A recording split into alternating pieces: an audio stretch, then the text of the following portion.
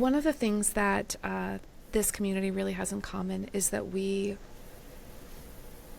all can remember the time when we first realized that our world's come undone, and Yes.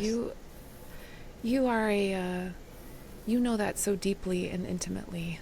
I wondered if you would mind telling me about your son and what that that Yes. first that love looked like. Well, yes. When we got married, we were exploring the world, traveling to Africa and Egypt and wherever. And he was doing science, and I was really fascinated with the secret gospels. And we assumed and hoped we'd have children. It didn't happen. And so we went to all kinds of doctors and all that stuff. And with a lot of effort and help from fertility doctors, we finally had a child that we adored. Yeah. And we were ecstatic. He was amazing. And then, not long after that, we were told he had a serious problem with his heart that would require surgery. He was then about a month old, and they were going to operate when he was 1. They were going to wait until a baby was big enough to withstand surgery. Now they also operate much earlier.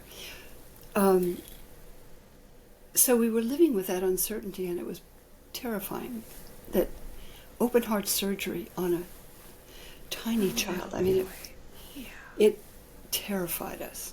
Me. Heinz wasn't as terrified. He just wasn't as susceptible to that. And so, we went into that, and the heart surgery went very well, and it was wonderful. And then a year later, we were told that he had a lung disease that was invariably fatal. Oh. Utterly, utterly shocked. The doctors couldn't believe it. None of us could. And that was having everything undone. Yes. Yeah. Living with a child that we adored Yes. and thinking, what? Yeah. I said, how what are you talking about? They said, a couple months to a few years maybe. Oh, love. And that at that point he was 2. Yeah. So we lived with that. Yeah.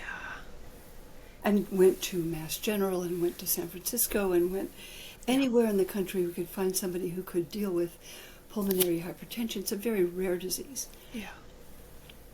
But it's why sometimes 20-year-olds die on the football field. Now, I don't know that that's what happened recently, but healthy people suddenly die very young. Yeah. It's because they don't know they have this disease which eventually closes off the lungs. Mm. We did know, and so we live with it. And we longed to have other children, but that didn't happen. Yeah. So, Yeah. so we encountered, the loss of that child. And that was what we thought is the worst thing that could happen. Yes. Yes. When people describe anticipatory grief, is that what it is, Elaine, where you have to live in 2 timelines as you... Yes. How does it... I mean, you write... So when you said something like there's a... It doesn't start with a death, it starts with a diagnosis. Well, that's what... Yeah. When the diagnosis happened, the doctors at Columbia Presbyterian said, well, why don't you go and talk to this nurse? And I thought, oh, I know who she is. Uh-huh. She's the one who talks to parents with dying children. And I'm not a parent with dying children. My son is in kindergarten, and he's building up an airplane there today. Yes. Right? Yeah.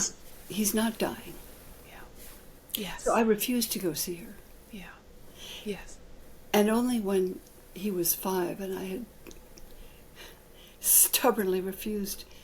It's not that I didn't believe it, it's just that I just kept Yes. shoving it aside.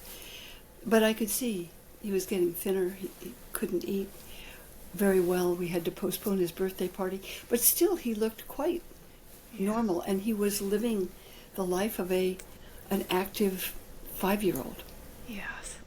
But I went to see this nurse, and she said, because I had gone to see a psychiatrist who said I was depressed, but he said, it's not that you're a depressed person, it's situational depression. Yes. And she said, well, yes, there's a name for what you're going through. It's called mourning. Oh. She said, it doesn't start when somebody dies. That's what you quoted. It starts when you hear a diagnosis like that, Mm-hmm. or it can.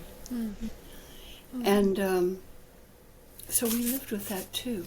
Yeah. The love and with the Yes. terror. Yes. I used to call Zach my impossible thought, because the idea that I would not be his mom just felt, it would just, so when you say I didn't want to do that, I didn't want to have that conversation, I think absolutely, you are my impossible thought. Yeah. But you were also dealing with your own mortality. That's another level too, Kate, which I celebrate your